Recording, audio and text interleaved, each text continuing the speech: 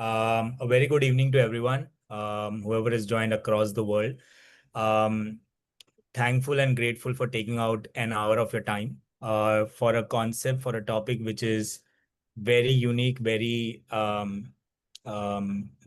it's actually really uh, tough topic to grasp. But before we get into the specifics of it, let me just quickly introduce myself. I am Rushabh. I am the founder of a consulting firm called Talent Edge Consulting. I'm a fractional HR professional, 12 years of experience in HR, and I'm an ICF certified professional coach as well. My areas of expertise are in HR tech, org effectiveness, capability. So it's a dual world of where while tech is taking over a lot of things, but how as we as humans can thrive in this digital age. So that I work at a intersection of all these things. Came across this topic and I got introduced to this concept um, via common contact who got me introduced to Deepa. Deepa has been one of the most awesome people that I know. To give a quick intro about her, she is an ICF certified master certified coach. She's a facilitator. She's the OD strategist. She has about 2 decades of experience in HR and post that a decade of experience in OD facilitation, therapy, and coaching. She has held space for more than 1,000 plus professionals in therapy. And in coaching, she has about more than 3,000 hours of practice. So thank you, Deepa. Thank you for this conversation. Thank you for joining today. Thank you. So I like to give a small story about how me and Deepa got connected, and I feel it's all sort of connected in the external, like in terms of the energy. I was seeking Deepa's wisdom and expertise in the field that I felt that, and I've seen a lot of people that they have a lot of potential in terms of what they can do, but more often than not, but at the end of it, they realize that they have not done what they were wanting to do. I had the right strategy. I took all the right actions theoretically, logically by my mind, but something didn't feel right. Something didn't feel complete. And I think that was my calling and I was looking for it. And that's how I got introduced to her last year. And so that's the topic. And that's where we're going to converse for the next 1 hour. That we may make all the strategies in the world and we may feel that the strategies are right, but the execution is not happening. There's something missing. That something missing element, what is it? What causes it? What can be done to solve it? We're going to cover that in today's conversation. So, Deepa, I would like to start our conversation by asking a question where, and this is a snippet of our conversation, that you work with so many senior leaders who are smart, who are already doing the right thing, who are thinking strategically, but to an element where they still feel a little bit more unfulfilled or they feel they have not done enough. And you said that, you know what, they have not looked at their energy and they have not looked at how their body feels. So what made you look at it? Sure. So I have been such a leader. So in my corporate times, I was a senior HR leader working with senior stakeholders. I was that leader, and I was also interacting with leaders like me. And I always got exceeded expectations. Every year my appraisals were exceeded expectations, and every year my boss never told me what should be my KRAs. I defined them, and they were always things that I never thought I could do, but I did it. Mm, But every time I felt I'm not enough. This is not enough. I didn't do enough. mm, And every time I felt it, I also would say that I wish I have so much potential. There were two things I would say. I wish I could unleash my potential. The second thing I would say, I wish I had a mentor who mm. could just pull me out of it and take me to that other world that I imagined. It's like this ghode pe aayega and somebody will uplift me. That Yeah. kind of a fancy imagination I had. Yeah. Much later, and then when I quit my full-time role with the Aditya Birla Group in 2013, April, and immediately I took to expressive arts therapy, and I was training to be a therapist and a psychologist, and because psychology and therapy went together, that's when I realized the brokenness inside, that Wow. fantasy that I had Yeah. of somebody will help me pull me out, which means I'm giving my agency to somebody and saying that person will do it for me. There Mm, is no such person in the universe. I mm, am my only supporter. I am that supporter who's going to support me. When I started going into the details of it, I realized there's so many people like me who are leaders, who are intelligent, who are from IIT, IIMs, and all great pedigrees. But yet there is something that tells them they're not enough. And one of the yardstick or parameters is when you fail or when you have a very difficult conversation or a difficult circumstance, what is it that you silently, secretly tell yourself? Do you say, what a jerk I was? Or do you say, you tried it, you did well? And 9 out of 10 times, I thought 10 out of 10 times told I'm a jerk. But mm. I have seen 9 out of 10 times professionals say I'm a jerk. Yeah. I could have done better. Not even I could have done better. Uh, couldn't have done better. This Uh, is all I know. And I remember clients telling me, how the hell did I get into IIM? Did they even select the right person? So much of self-doubt, so much of yeah. doubt, doubting themselves. Yeah. And that's what I call the energy, you know. You have all the strategy. That is why you've got into great organizations and doing the role that you did. Similarly, me, Yeah. I did well for myself. Yeah. But what was missing is the energy behind that strategy, that energy that Mm, could lead that strategy to greater and effortless results without stress.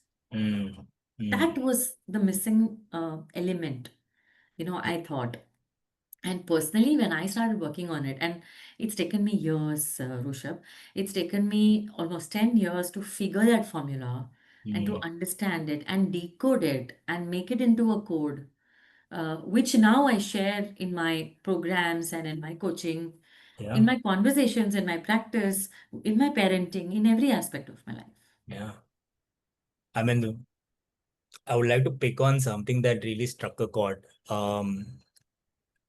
When I got into MDI, I also felt that, okay, Mm. seriously, I mean, who selected you? Luck Because se mil you gaya. luck se mil gaya. I mean, there were so many brilliant people around, Correct. and then you start doubting because there are, of course, going to be elements of things that you may be better at with in comparison to someone, but there are people who are going to be better at certain things as well, right? But it reminds me of one conversation where you mentioned this particular formula Okay. that performance is nothing but potential minus the interferences, Yeah. right? And these Yeah. interferences are in form of self-doubt or Yeah. letting yourself down, or Yeah. but just because someone said something, or your self-conceived notions about yourself. Um, but it's also on the other side, it's very hard for a high performer to hear this, Yes. right? So what does it look like when while someone is delivering the result Yes. but is running on those kind of interferences or those kind of limitations, if Yeah. I may say that. Yeah. Yeah. Honestly, Rishabh, if someone is running on limitations and they don't know it's a limitation, we can't help them. Mm, So we have to wait for a breakdown or for burnout or for stress mm, to occur yeah. when they say enough is enough. I can't go on like this Mm, because uh, energy is finite. And this energy I'm talking about the physical energy, the stamina. yeah. It is finite. Mm, Even I, till a point of time, felt energy is unlimited. I can do anything. There was mm, a time when I used to dance for 10 hours together, during Navratri. And I had that stamina. After a point, it doesn't work like that. mm, mm, So until a person feels like enough is enough, it doesn't one can't help. Mm. Let me give you an example of a coaching conversation I had today. Before this, I had a company engagement, and I was at on site Yeah. at the company's premises. Here is this person, I am from I am, and because he's part of a journey of a self-awareness leadership, self-leadership journey, he's even realizing that he does not pause or he doesn't listen to anybody fully. In the fifth minute, he has identified what they are saying. In the seventh minute, he has said, okay, it's over and this is my predicament. And while he is going through this journey, it's a 3 months journey. Mm. In the first 2 day session is when he realized that there is absolutely zero tolerance and zero patience to somebody's conversation. Mm. So it takes a high performer, and he is a high performer, which is why he's in that room. Yeah. Yeah. It takes a high performer, such a program or a book or some life circumstance, to kind of stop and reflect, what am I really doing? Yeah. Is this the best version of me, or is this the best I could have done? Mm. So, and that's when they realize that, okay, if this is not, then what else? And it was very interesting in the conversation that, the thing, what he was wanting to explore is, how can I listen more? Which Mm. is, and then of course, my favorite is the iceberg. So, when you look at the iceberg, how can I listen more is at the 10% visible layer. Yeah. But in the invisible layer, there are several things, there are strengths, there are values, there are beliefs, there are instincts, there's purpose. Yeah. And we went into the belief section. And then what we discovered was, one of the belief is that move, being slow is not an option for you. Wow. And you're a problem solver. The other belief is you're a problem solver. So if you're a problem solver, if in 3 minutes you understood the problem, you will solve it by giving a solution. Where is the even the possibility of a pause? It Mm. was a revelation for him as well. That and then we realized that this is a limiting belief. Yeah. To shift it, you need an expansive belief. And then we discussed that how this belief, if it becomes, I enable problem solving.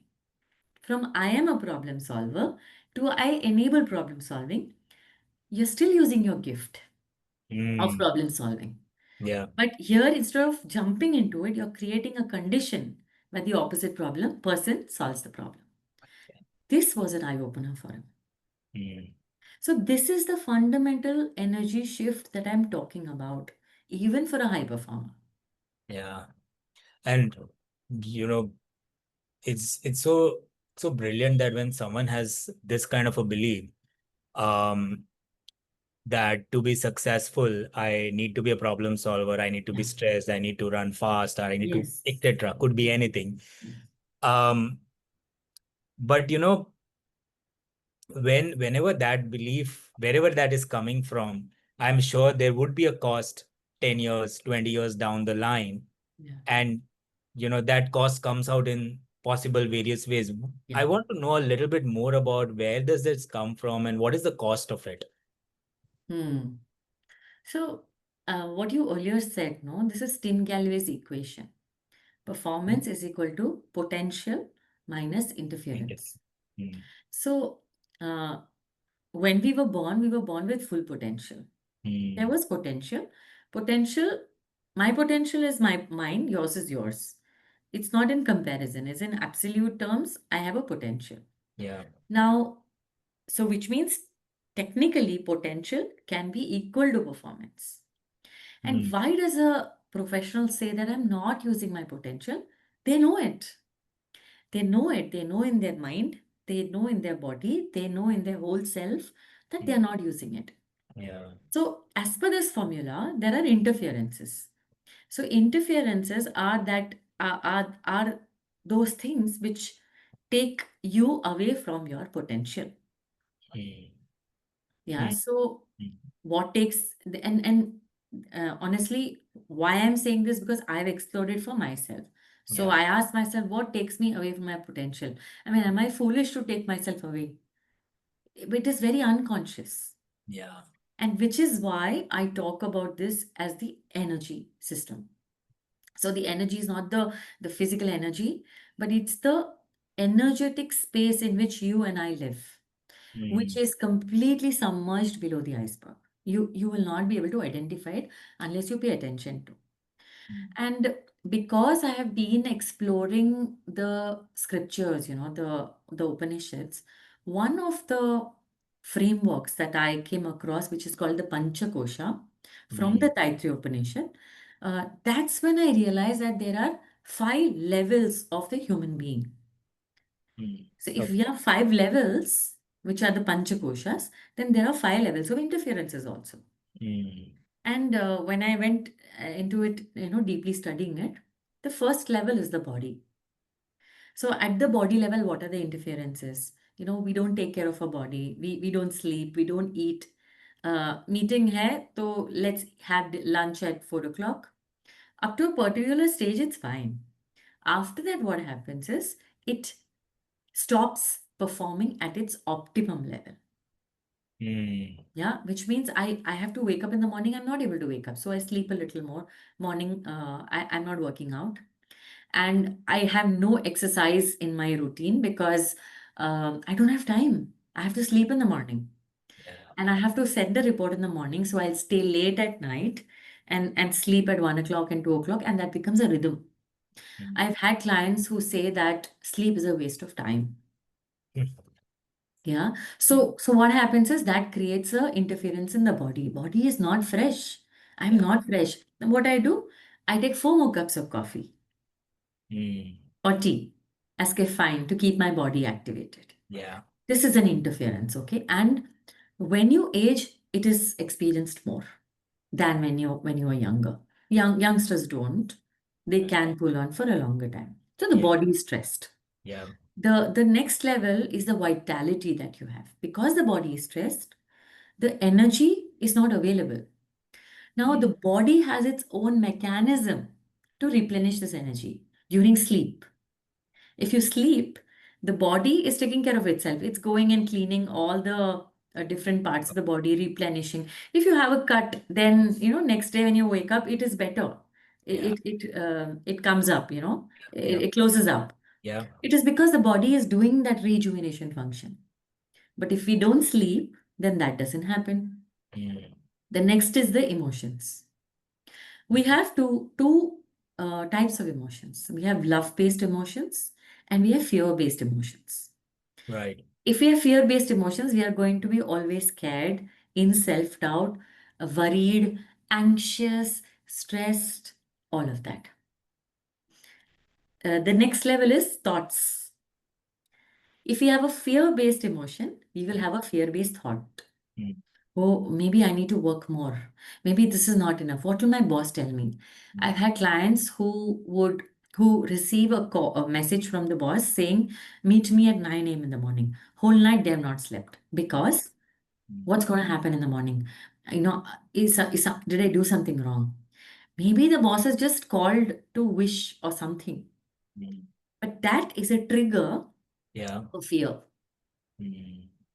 And finally, the last level which I've seen, as an interference is doing actions mindlessly without any purpose, no connection with purpose. So all these constitute interference. So human being is and I'm saying leader is a human being. Yeah. It's a complex system which is in the energetic realm below the iceberg.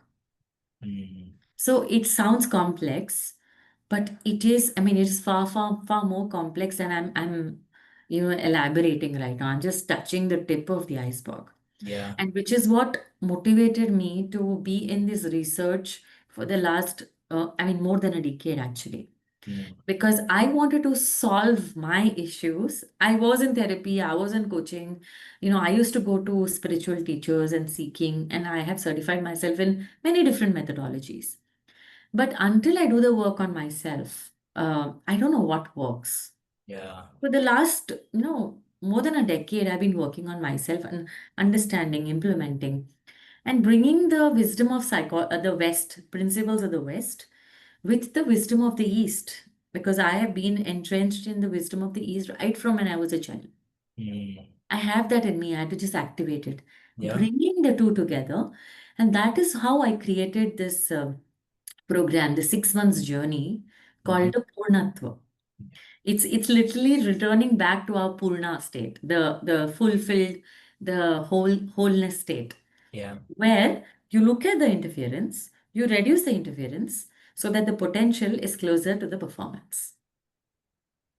Understood. Wonderful. Okay.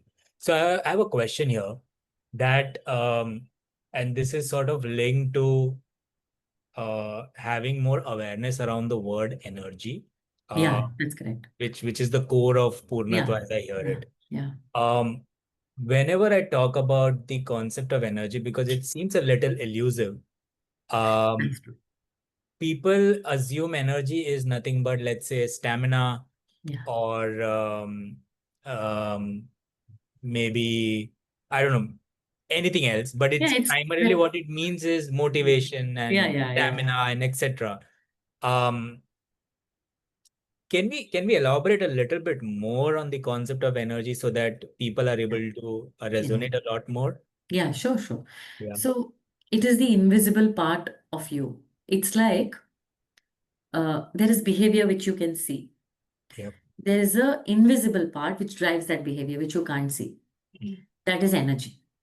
mm, So if there is a plant, you can see by the shoot, by the way the tree is, mm, you will understand that this tree exists because of its roots. mm. So if you see a skimpy tree outside, you know the roots are also not healthy. Yeah. But if you see a healthy tree above, then you know that the roots are deep. Yeah. Okay. Same way, if you see a behavior of a human being or a leader, like problem solver, that's the behavior. Now, and if it irritates them, then to change that, they can't. It's not about stopping problem solving, but Mm, it's about digging the energy from which it is coming, which is mm. the belief. Yeah. So going to the root, looking at the root, maybe shifting the root if needed Mm, to shift the behavior, to shift the shoot. mm, So mm, if the tree has to feel healthy, you have to nurture and tend to the roots. Same mm, way, energy is, it sounds faff because we do not know how to systematically go mm, to the roots. mm, If you knew how to do it systematically, like if you know how to care for your emotions, if you know how to look at your thoughts, if you know how to look at your beliefs, if you have articulated your purpose, mm, if you know what actions will I do, I'll not do, if you have rhythms in place, all mm. of this constitute energy. Can we talk a little bit more about the rhythms? Because rhythms is something that um, many of them might be having consciously and unconsciously could be sabotaging Yeah, how they are leading at workplace or yeah. in life. So what exactly is a rhythm? Okay, sure, You can sure, like deep dive on that. sure, sure.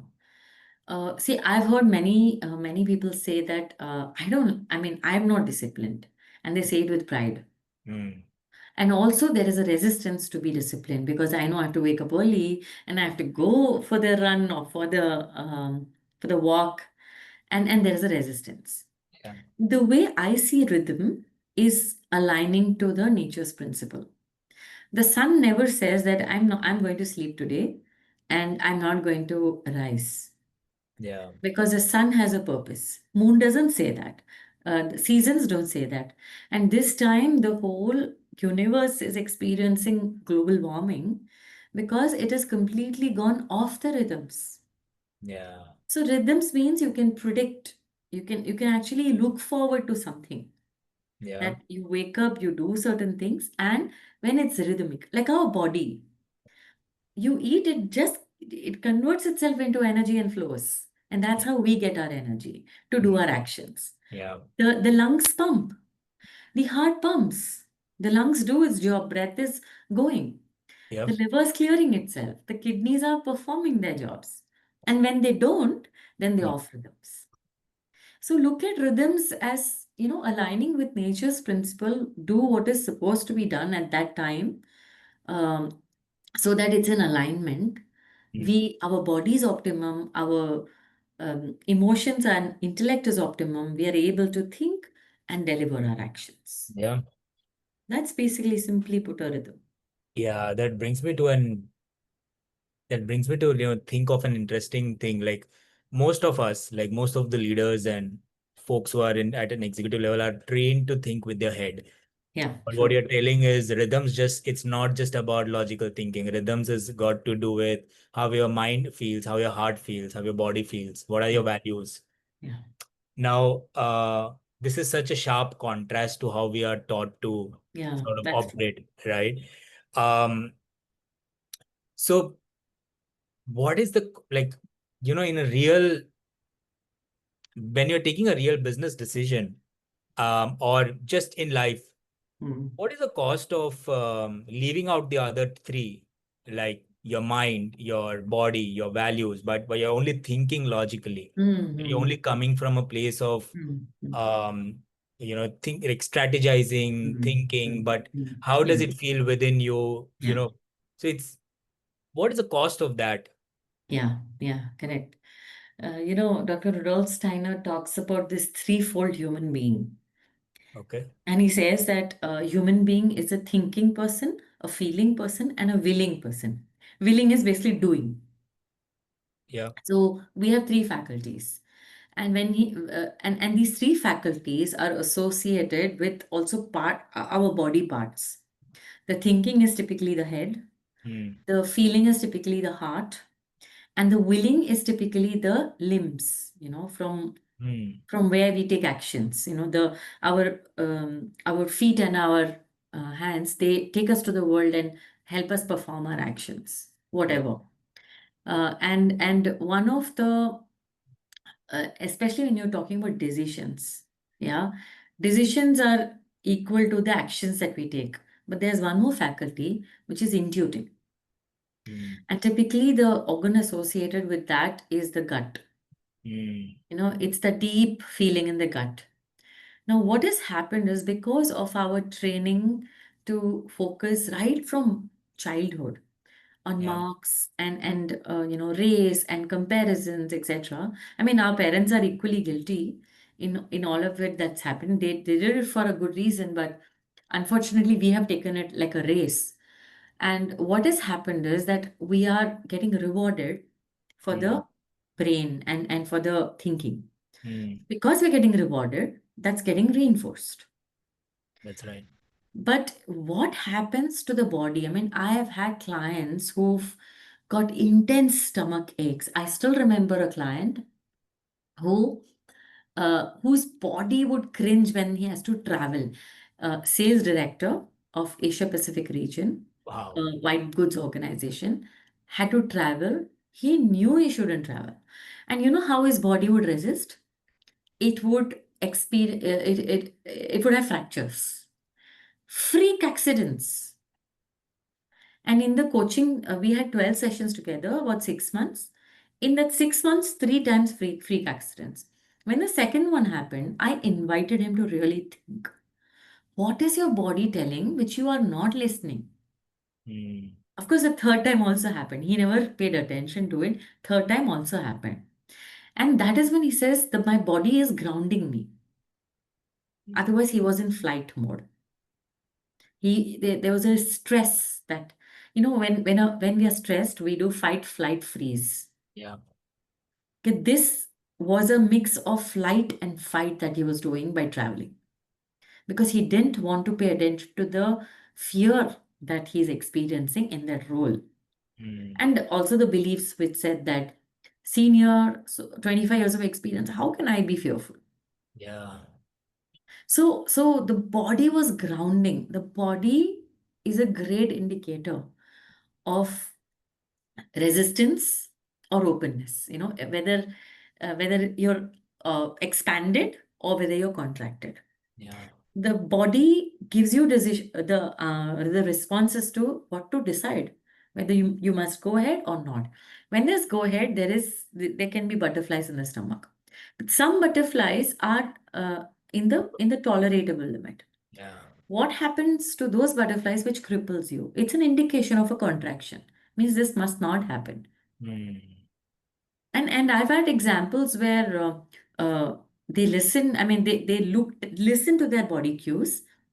And like I had a client who was a project manager in a logistics department, and she said that promotion is not for me, because if I take up a promotion, then I have to give more time to the organization, and that will take me away from my mothering responsibilities. Mm. And when she said it every time, when I asked her to check in at the body, there was resistance. There was a pull. When we went deeper into it, what she realized is it's not that she's against promotion. She's scared that she will feel the guilt of not being a good mother. Mm. So what she had to do, she had to negotiate on what terms she wants the promotion. And the moment she negotiated, because the company wanted her, she got it. And after that, she's got 3 promotions. Wow. It's so good, no? How your body can play Yeah. with you to Yeah. take decisions. You're not alone. You have so many faculties. Yeah, exactly. I mean, these are classic interferences, right? I mean, you are That's yourself interfering with that's what is correct. out there. Always interferences that are difficult to capture and work on is internal. It's not external. One Right. can say that my manager is not good. The other interference can be culture sucks, or my colleagues are not there. Those are blames and those are excuses. Mm. Easy to handle. Mm. But the internal interferences are like the cut, which is not cut. If there is a cut, I can see, I can nurse it, which is Mm. external. But what Mm. if the cuts are internal and Yeah. it's not bleeding out and I don't even know about it? The Mm. internal interferences are like that. You can't nurse them. So, what do you have to do? You have to pay attention to them. You have to absolutely become aware. And that's why I say self awareness, self reflection Mm. are serious tools for a leader. I've had clients who say, I don't have time. Too bad. It's Mm. an essential tool for growth.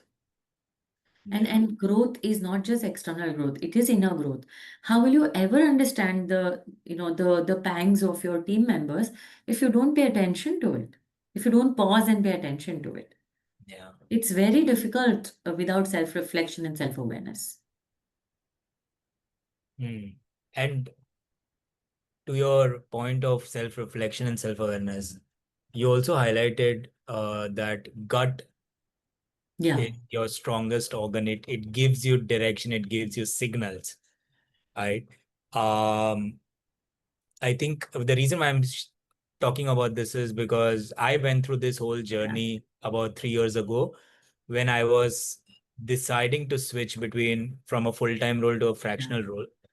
And I have been trained by years to, have a job, have a stable life, go for, have a 9 to 5 job, work for a certain number of years, become a CXO, etc. But and then because I was not trained to see the world on the other side, my logical mind kept telling me that, you know what, this is the right path, this is the right path for you. But in my gut, there were moments where I felt, you know what, I want to do something else. Yeah. Exactly. Um, so the question is, how can people, why do, sorry, not how can, but why do people not listen to the gut as much as they should? I'm just asking myself, why didn't I listen earlier? I just didn't know that such a faculty existed. Yeah. And also, the gut doesn't scream and shout, the mind does. Mind creates noise. Mm. So Right, it's like the crying baby gets the milk. right. So mind shouts even when you're not shouting.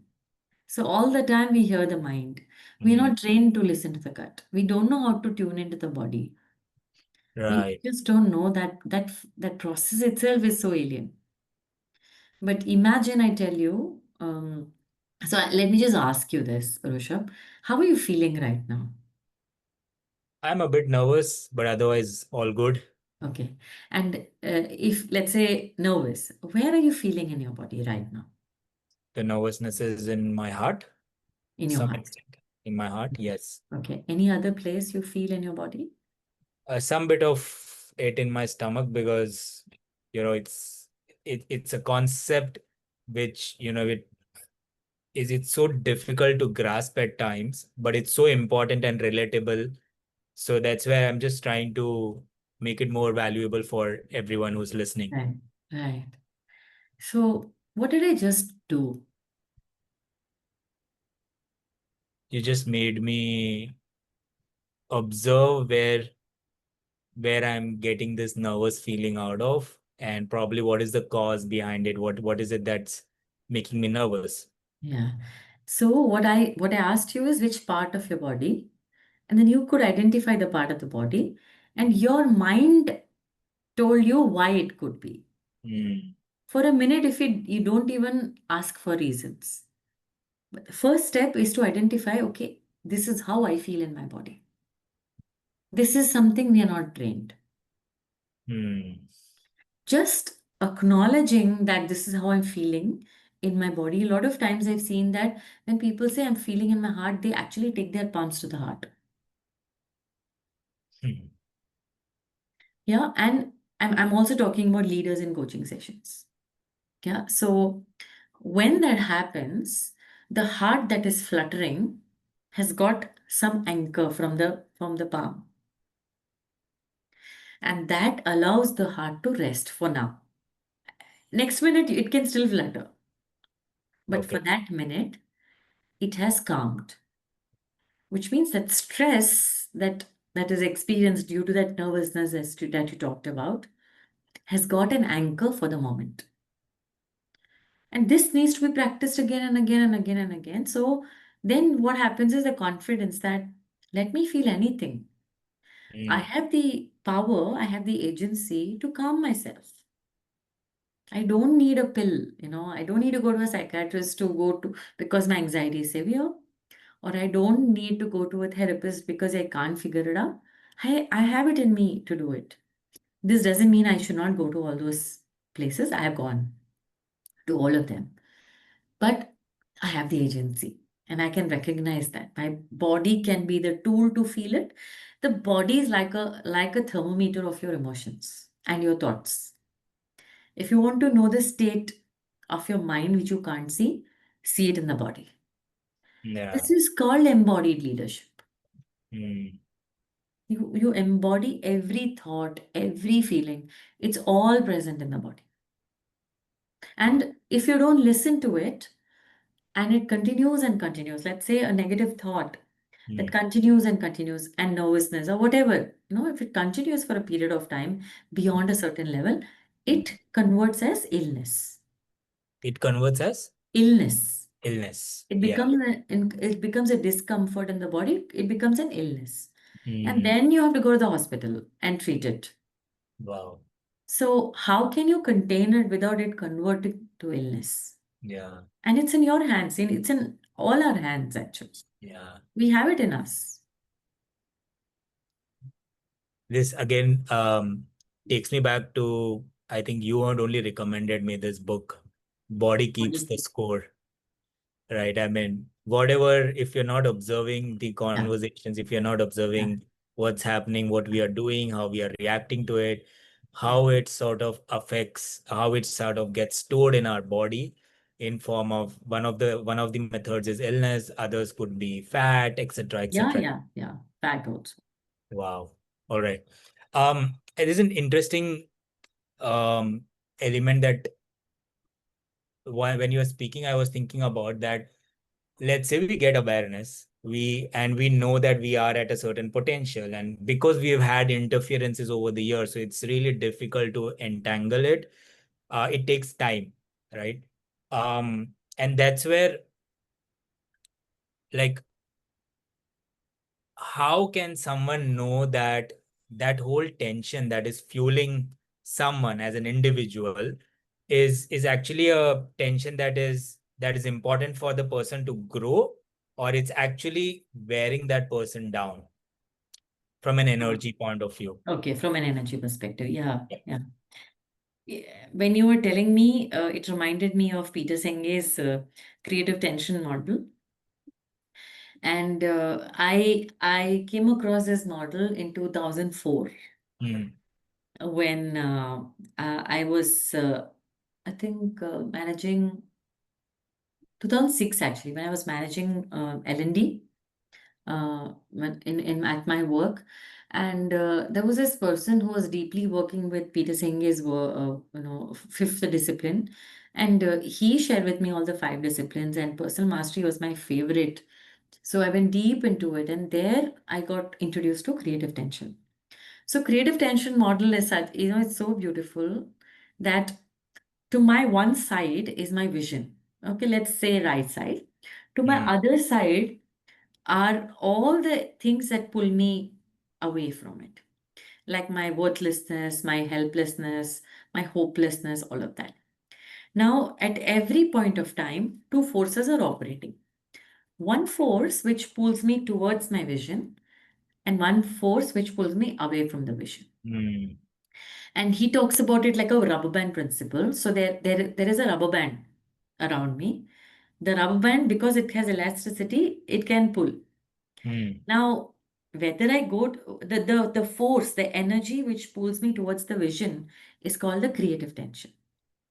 The energy which pulls me towards the hopelessness is called emotional tension. Emotional attention. Yes. So the creative tension is creative because even though it is tension, it is a stretch, and it allows you to go towards the vision. But here, the emotional tension is basically, it comes from the meaning that I attach to go towards the vision, which is the meaning I attach is I think I'm behind. I don't Mm, think I can do it. mm, I'm not from IIM. I'm not from XLRI. I don't think I can crack it. I'm not from a grade B school. So I'm going towards my vision, which is I'm creating great KRAs and great results. But here it says that, oh, you're not from XLRI. mm, At the mm. same time, two tensions are being exerted. Yeah. Where will I go will depend on which is more powerful, how much of this emotional tension is rehearsed, and how powerful it is, and how much capacity I have to bear this pull and push. Mm. So the creative tension is creative, and it takes me towards the vision. Most times what happens is we give in to the other, Yeah. the emotional tension. That pulls us away. So when things are not happening your way and you feel dejected, it is because somewhere the emotional tension has pulled you away. And that is when you say, my potential is not equal to performance, which means I have Mm. not managed the creative tension well.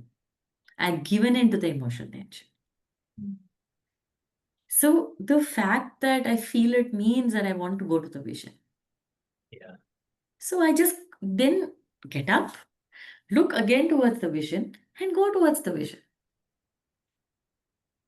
I, Right. I now look at it like a dance. I dance here, I go there, I go here. It's okay. When I become aware, can I make a choice? Start afresh and then go afresh. Yeah. That's That's how that's I've seen. that's what I was going to ask. That it's in our daily routine of what we are doing. It's very difficult to usually be aware in the moment and try and Yeah. position and channel our energies towards the creative side, because our emotional side is our natural way of being and possibly a natural way of being, and that's how we have been training ourselves in certain areas. It requires immense level of awareness Yeah. to move to and to consciously push ourselves. Yeah. Yeah. Yeah. And the major indicator is silently, how do you speak to yourself? Are you speaking from compassion, kindness, Mm, upliftment, yeah. encouragement? Mm, Or do you criticize, critique, finger point, blame yourself? Most times we appreciate others and criticize ourselves. Mind that is wired to be negative. So, and that is also a training. Because bachpan say we've been criticized for not getting grades, not getting yeah. scores. not doing well, not being first. Mm. That whole thing of first aana hai, is a very big thing. So we have listened to that criticism, and then we have internalized that, and that contributes to the emotional tension. Right. Yeah. So that is what we have a responsibility to erase it for ourselves. We can't erase it, Mm. but we may not be able to fully erase it. Yeah. But we can at least look at it and reflect and shift it, transform it into something else. Okay. Else we'll cope. We'll only keep coping and coping and coping. Stress will be a continuous process. Um, I mean, when I heard the word cope, I Hmm. was also able to synonymize it with the word suppress, Okay. right? Because more often than not, what I've seen in general in the family also, like fathers, mothers, they or even in companies, they're asked to suppress Hmm. themselves, Yeah, yeah, yeah. right? And suppressing is managing emotions, Yeah, yeah. according to them, Yeah, right? yeah, yeah. But that's not the what I'm understanding now is that's not true. Yeah, true. You energy is not something that is required, or you don't need to suppress your emotion. You need to understand and regulate them. Yeah, yeah. Um, would want to talk about that a little bit more because this is a very crucial element of how we live our daily lives. Yeah, true, true, true. Actually, what I've heard uh, in professionals telling is keep your emotions at home and come to work. Yeah. So, not even suppress, disconnect, detach, Mm. disconnect, Wow. sever the ties. Mm. And then we are talking about we human beings being emotional beings. So, emotions are indicators. If I'm feeling nervous, it's an indicator of whether I need preparation or whether I need to be careful of who is going to manipulate. So, I need to be alert. Every emotion is data. Emotion is data. And then we are told to keep it away. So one part of our data is missing. Body signals is data. That also we don't know how to connect. So what is the data? Only thinking. And then there is so much overthinking and nervousness and anxiety, and people are popping pills. Go to a psychiatrist and pop pills because there is overuse of this faculty. Now, the thing with emotion is like air. It is, if unreined, it can just take you everywhere. Yeah. And that also causes a breakdown, and then you have to go to a therapist and figure it out. So there is ignorance of how do I manage my emotions. Mm.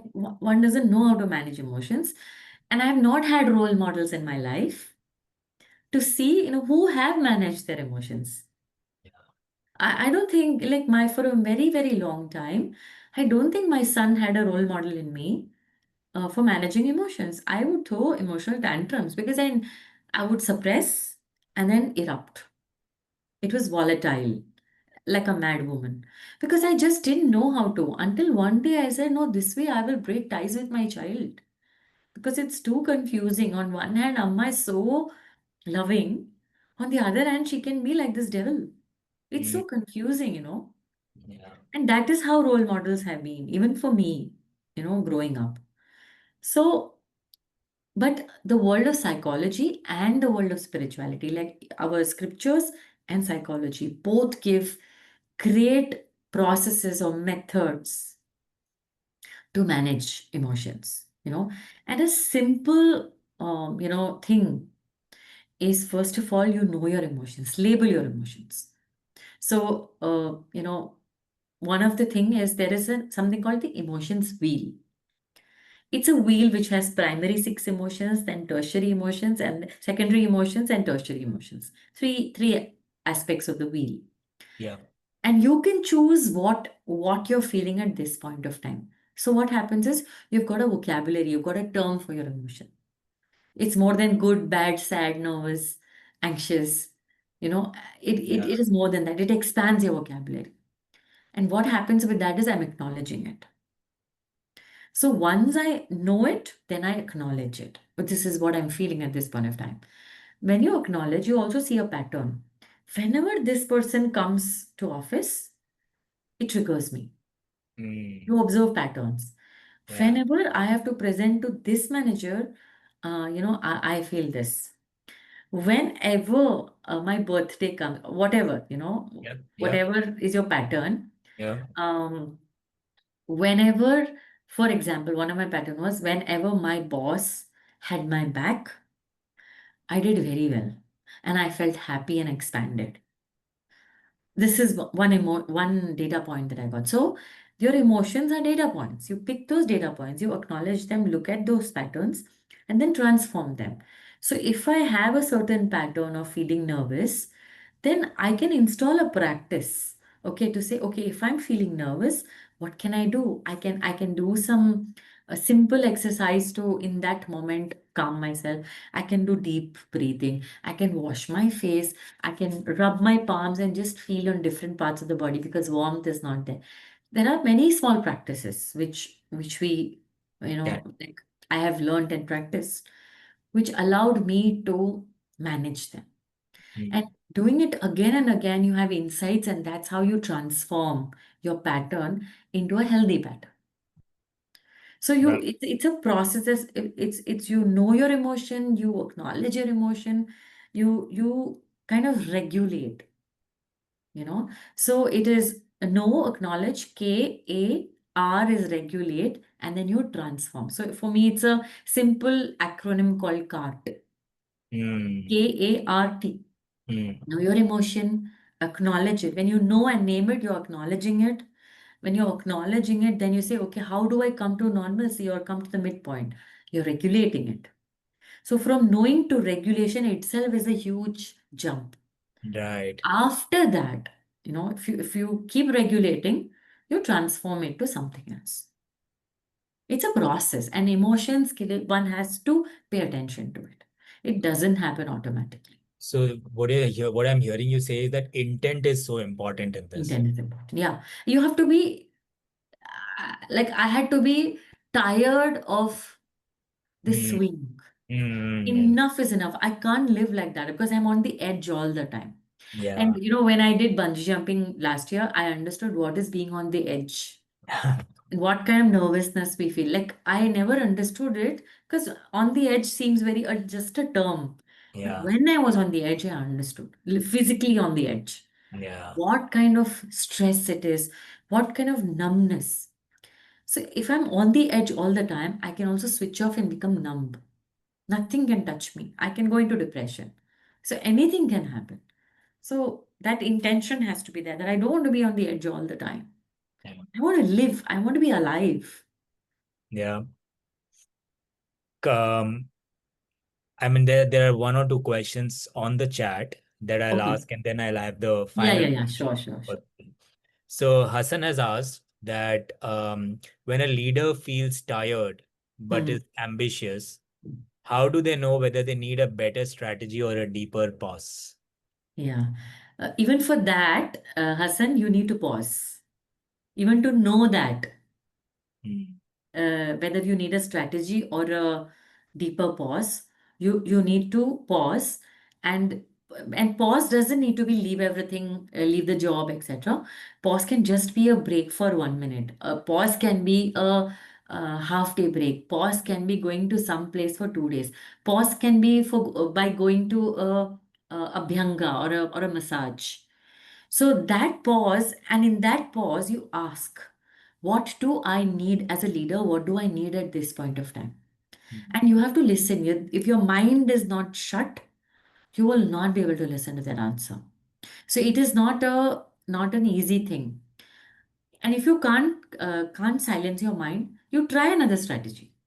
Mm. Allow yourself to succeed or fail. If you succeed, then you know strategy was what was needed.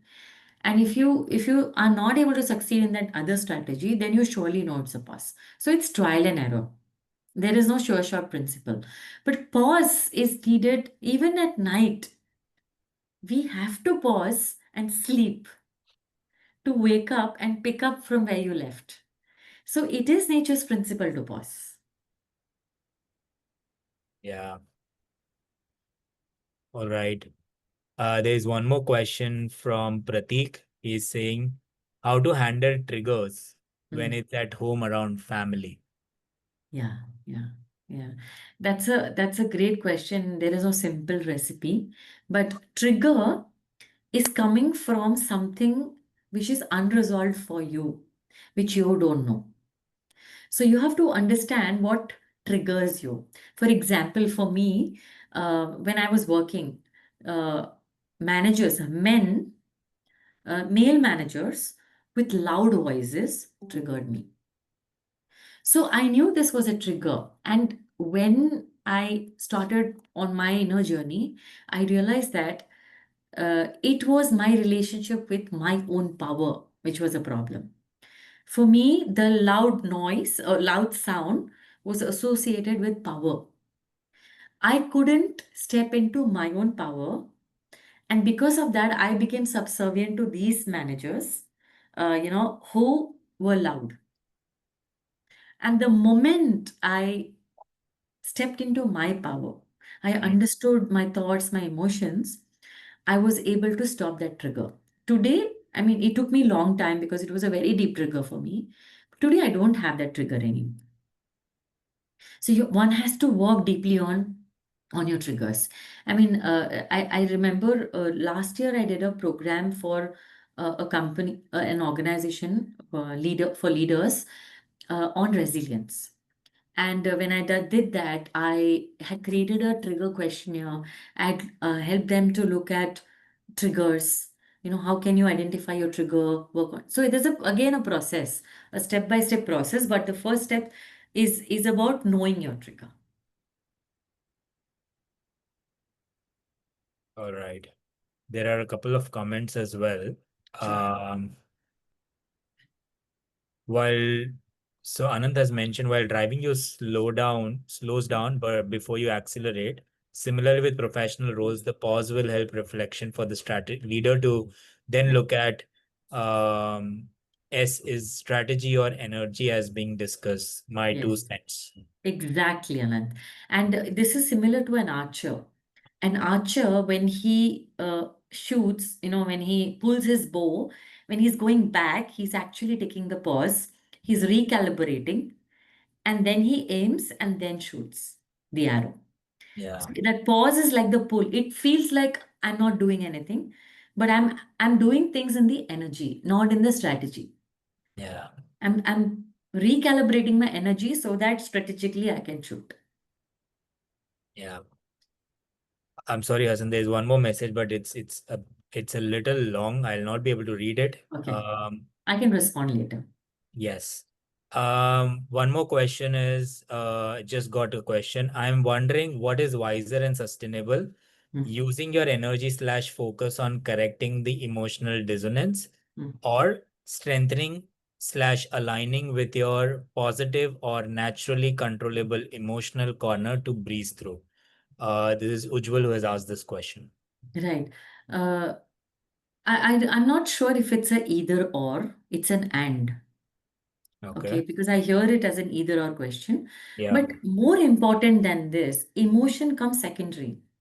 The first one, even before that, is to identify your purpose and your vision. If I look at it from the creative tension model, if I know my purpose, then I know that if there is a purpose and a vision very clear, my positive emotion and my positive state is going to take me to the vision. So I go there. At the same time, the negative forces are going to pull me back. If I don't work on it and just look at positive, it's like standing on one leg. It is not sustainable. You need to identify what's pulling you back. So it's not either or. But what can be first is to identify the vision first. And therefore, even in the Purnatva program, that our program is going to begin on the 25th of July. So there we first look at the vision and the person that you are, and then only go towards what pulls you back. Yeah. Because initially, if you go and look at what pulls you back, Ujjwal, then it's like going down the rabbit hole and you'll get trapped because there's nothing that can pull you out. So Mm. first identify, strengthen yourself. Go with your tools to work on your negative emotions. Awesome. Awesome. All right. Um, I want to flip. This is the last question. I Yeah, know we yeah, got on time, but there's yeah, this last question where if someone who is watching right now suspects the other way around, that their energy is actually running the decision and not the strategy, okay.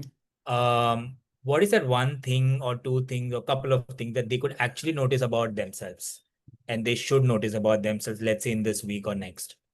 Yeah. And I love this question because I felt this about myself. I have been a very energy person and not so much a strategy person. And what happens, no, the indications are you will feel fear.